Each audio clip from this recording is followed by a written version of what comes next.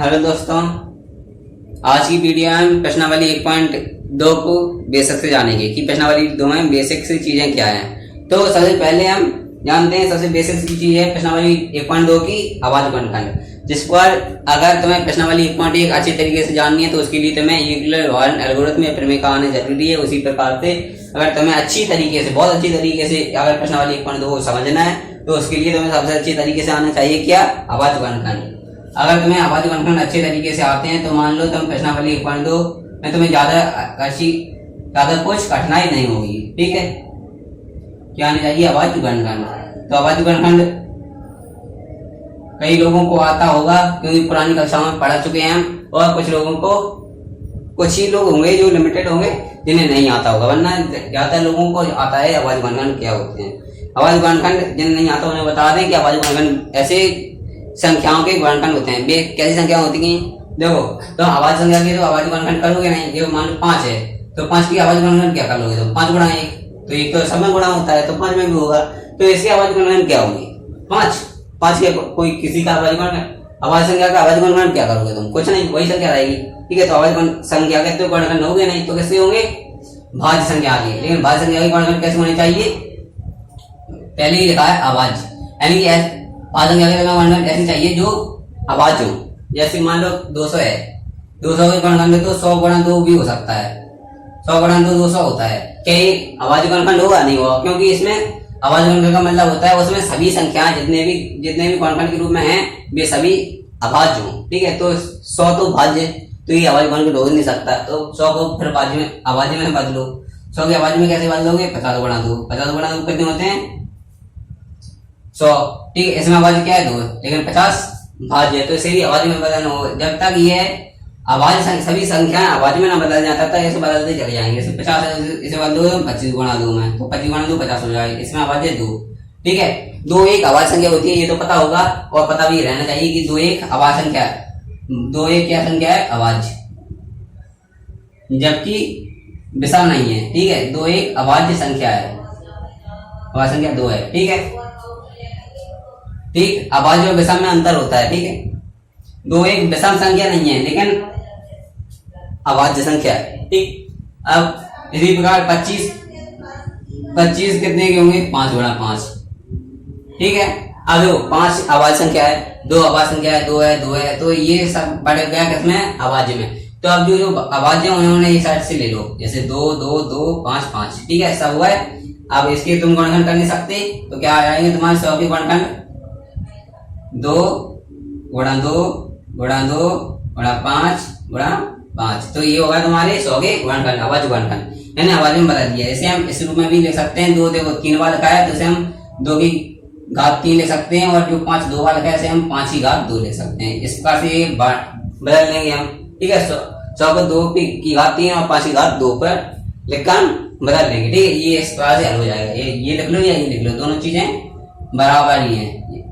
ये कोई भी चीज लिख सकते हो, ये भी लिख सकते हो, ये भी लिख सकते हो। ठीक है, ये होगा तुम्हारे 200 की आवाज गुणनखंड। देखिए अब मान लो तुम्हें 2 संख्या नहीं है, 200 दिया गया है और 320 है। ठीक है, अब मान लो इन दोनों की तुम्हें क्या निकालना है, एचसीएफ निकालना है। अब देखो आगे चलकर तुम्हें आवाज गुणनखंड की मदद से निकालना होगा एचसीएफ, एलजीएम, यह तुम्हारे किस में, प्रश्नावली 1.2 में है।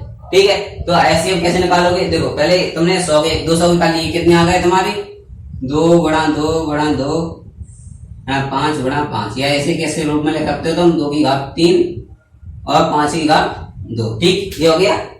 अब और 320 में 320 के गुणनखंड करोगे कैसे आएंगे, 320 कितने से करेंगे, 32 कितने होते हैं, कितने, 16 दूनी 32 होते हैं। ठीक है, 16 दूनी 32 दशारम 320। ठीक है, 16 दूनी 32 दशारम 320। ठीक है, तो इसमें आवाज है 2 और भाज्य कितनी है, 16 और 10। पहले करो 16 की, 16 कितने आ जाएंगे, 4 गुणा 4, 16 कितने आ जाएंगे, 4 गुणा 4। देखो ये 4 गुणा 4 भी एक सम संख्या है, तो 4 के कितने हो जाएंगे, 2 गुणा 2 और 2 गुणा 2, तो कितने होगा, ये 16 के हो गए, 16 के ये हो गए। 2 का तुम्हारा था, अब 10 के करने हैं तो 10 के कितने हो जाएंगे, 2 गुणा 5, ये सभी आवाजों में बदल गए। देखो दो एक आवाज संख्या है तो ये 2 हो गए यहाँ तक, और ये 5वीं आवाज संख्या है तो 5वीं हो गई। ठीक है, तो कैसे करोगे तुम ऐसे 2 करनी है 1 2 3 4 5 6। ठीक है, तो आरती सब इसके रखना है तो 1 2 3 4 5 6 और 1 5। ठीक हो गए। ऐसे तुम कैसे लिखोगे 2 पे घात कितनी है 6, ये 2 पे घात 6, 2 का कितना बार 6 बार बढ़ा है तो कितनी हुई 6 और 5 पे 5 की घात है 1। तो इसका एचसीएफ कैसे बात करोगे तुम? एचसीएफ क्या आ रहा है देखो, इसमें 5 भी कॉमन है दोनों में। एचसीएफ का फुल फॉर्म बताया था मैंने, हाईएस्ट कॉमन फैक्टर होता है। क्या होता है? Highest common factor. ठीक है, हाईएस्ट कॉमन फैक्टर मतलब सब ऐसा कॉमन फैक्टर जो ऐसा कॉमन दोनों में जो बराबर, जो दोनों में कॉमन हो, ऐसी संख्या जो दोनों में कॉमन हो। तो कौन सी संख्या है जहाँ 5 भी दोनों में कॉमन है और 2 भी दोनों में कॉमन है। ठीक, तो 5 और 2 दोनों होंगे, लेकिन 2 कितनी बार है इसमें? अधिकतम 2 कितनी है इसमें? 2 6 है, इसमें 2 कितने हैं 3 है, तो इसमें अधिकतम कितने हैं 3 है, तो 2 पे घात 3 आ जाएंगे। और इसमें कितने हैं अधिकतम 5 पे घात 2, जहाँ पे 5 पे घात दे रखी है, तो दोनों में सबसे कॉमन कितनी है 5। ठीक, तो 2 पे कितनी घात चढ़ गई 3, तो 2 गुणा 2 गुणा 3 2 गुणा 5, इनका गुणा कर लो, जितना आ जाएगा वो हो जाएगा इनका एचसीएफ। कितना आएगा? एचसीएफ आएगा इसका। तो एचसीएफ कैसे करोगे तुम? 2 दूनी 4 दूनी 8 8 5 40, यानी कि एचसीएफ कितना आएगा 40। क्या 40 दोनों को काट देगा? देखो 40 का भाग इनमें 2 कितना आ जाएगा 8 चौका 32, कितना आ जाएगा 8 और इसमें दोगे तो 5। ठीक, तो 40 का भाग इसमें भी चला जाएगा, इसमें चला जाएगा। तो जो 40 है दोनों में हाईएस्ट कॉमन फैक्टर है, 40 का भाग दोनों में चला जा रहा है, तो हाईएस्ट कॉमन फैक्टर कौन सा हुआ 40 हो गया। ठीक है, तो एचसीएफ इसमें कौन सा हुआ 40 हो चुका है हमारा। ठीक है, तो ऐसे हमने ज्ञात कर लिया। किस प्रकार से ज्ञात करते हैं? ठीक है, जो दोनों में कॉमन हो, जो सभी अधिक हो, इन दोनों में देखना है। तुम्हें लग रहा होगा कि तुमने 2 पे घात 3 क्यों लिए। देखो हाईएस्ट कॉमन फैक्टर कर रहे थे तो तुम हाईएस्ट तो इसमें 2 पे घात 6 थी। ठीक है, तुम्हारे दिमाग में आ रहा होगा तो हाईएस्ट तो इसमें 6 थी और इसमें 5 पे घात 2 थे, तो इसमें 2 पे घात 6 लेनी चाहिए थे, लेकिन इसमें और करने लेने चाहिए थे 5 पे घात 2। तो क्यों नहीं लिए? इसका सबसे बड़ा कारण क्या है? क्योंकि जो दो है तुम्हारा वो कितनी बार है 3 बार, इसमें 6 बार। अगर हम तुम्हें 3 देखें तो इसमें 2 कितनी बार कॉमन है, 3 बार ही तो कॉमन है दोनों में, और इसमें 5 एक बार कॉमन है। तो जितनी बार कॉमन होगा उतनी तो लोगे तुम। अगर तुम्हारे जितने कॉमन है ही नहीं, ये 5 है, क्या एक और 5 है इसमें, एक 5 को छोड़कर दूसरा 5 है इसमें नहीं है, तो दोनों में जितनी कॉमन है उतनी तो लोगे। इसमें 2 कितने 3 बार कॉमन है, तो 2 3 बार ले लिए तुमने। इसमें 5 कितनी बार कॉमन है, एक बार कॉमन है, तो कितनी बार ले लिया तुमने, एक बार ले लिया। अब तुम ठीक है, इसलिए तुमने 2 गुणा 2 पे घात 3 गुणा 5 किए, इसलिए तुम्हारा कितना आया 40। ठीक, समझ में आ गया होगा हमने कैसे एचसीएफ याद किए और एलसीएम कैसे करोगे तुम। अब देखो एचसीएफ कैसे किया ये पता चल गया। अब एलसीएम के बारे में हम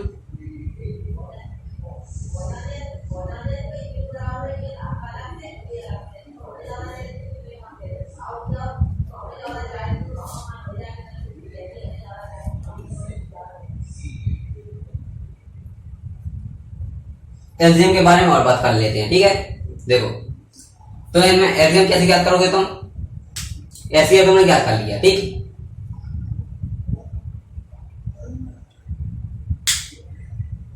अब देखो जो तुम्हारे एचसीएफ में आ गए,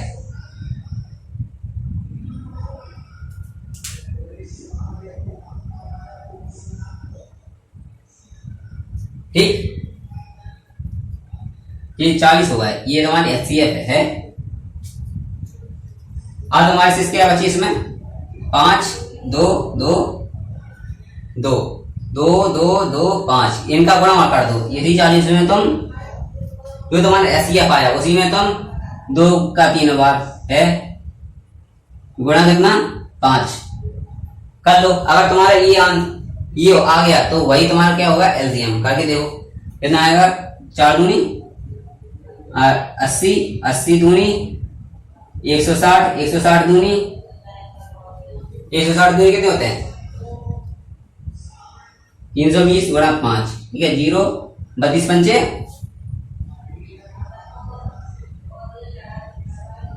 32 गुणा 5 कितने होते हैं 320, 320 गुणा 5 कितने होंगे 32, 5 दूनी 10,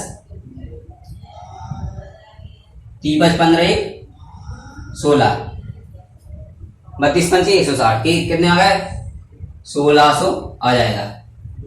अगर तुम इसमें करो ठीक है, तुम्हारे एलसीएम कितना आया, यानी कि एलसीएम आएगा तुम्हारा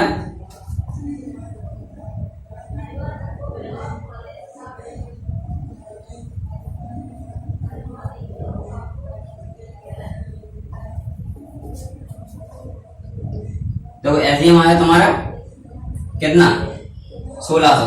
अब तुम्हें डाउट है, मान लो एलसीएम तुम्हें लग रहा है ये सही नहीं है हमारा, तो कैसे क्या करोगे तुम, ये तुम्हारा 1600 है एलसीएम है, उसकी जांच के लिए तुम क्या करोगे, एलसीएम है उसमें एचसीएफ का गुणा कर दो। अगर वो तुम्हारे किसके बराबर आ रहा है, जो संख्या नहीं है 200 गुणा 320 की, अगर इसकी गुणा बराबर आ रहा है तो तुम्हारा मान लो एचसीएफ और एलसीएम बराबर सही है, वरना गलत होगा। ठीक है, तो एलसीएम तुम्हारा कितना है 1600 आ गया, एचसीएफ कितना आया तुम्हारा, कितना आया था 40 आया था, और ये कितना है 32 320 गुणा 200 है। ठीक है, तो 16 चौको 64 हजार, 32 दूनी 64 हजार, दोनों बराबर आए, मतलब एलसीएम एलसीएफ बराबर सही है। आप समझ में आ गया कैसे करोगे तुम, तुम्हें एलसीएम के लाने कुछ अलग से नहीं करना, तुम्हें एचसीएफ दिया हुआ है उसी में जो संख्या छूट गई हैं उन्हीं के गुणा और कर दो, बस तुम्हारा एलसीएम निकल आएगा। समझ में आ गया, बस यही करना था तुम्हें। अगर तुमने ये कर लिया तो मैं एचसीएफ एलसीएम और पूरी एक प्रश्नावली अच्छी तरीके से आने लगेगी। ठीक है, यही था तुम्हारी प्रश्नावली 1.2 का पूरा सार। अगर तुमने ये सीख लिया तो तुम्हें प्रश्नावली 1.2 अच्छे तरीके से आने लगेगी। अगर तुम्हें ये अभी ढंग से नहीं आ रहा है तो बता देना, और एक बार प्रयास करूंगा कि ये तुम्हें अच्छे तरीके से आ जाए ये चीज है। ठीक है, ओके, चलो जब हम प्रश्नावली 1.2 करवाएंगे तब भी अच्छी थोड़ी तरीके से समझाते जाएंगे। वैसे हमने अभी ये बेसिक बता दिया तुम्हें, यही होगा। अगर तुम्हें ये समझ में आ गया तो मान लो तुम्हें प्रश्नावली 1.2 अच्छी तरीके से समझ में आ गई। अगर नहीं आई तो लगभग तुम्हें प्रश्नावली 1.2 आ तो जाएगी, लेकिन उसमें देर लगेगी आने में। ठीक है, बस इतना ही था। अब हम आगे की वीडियो में देखेंगे जो आगे पढ़ेंगे हम। ठीक है, बाय।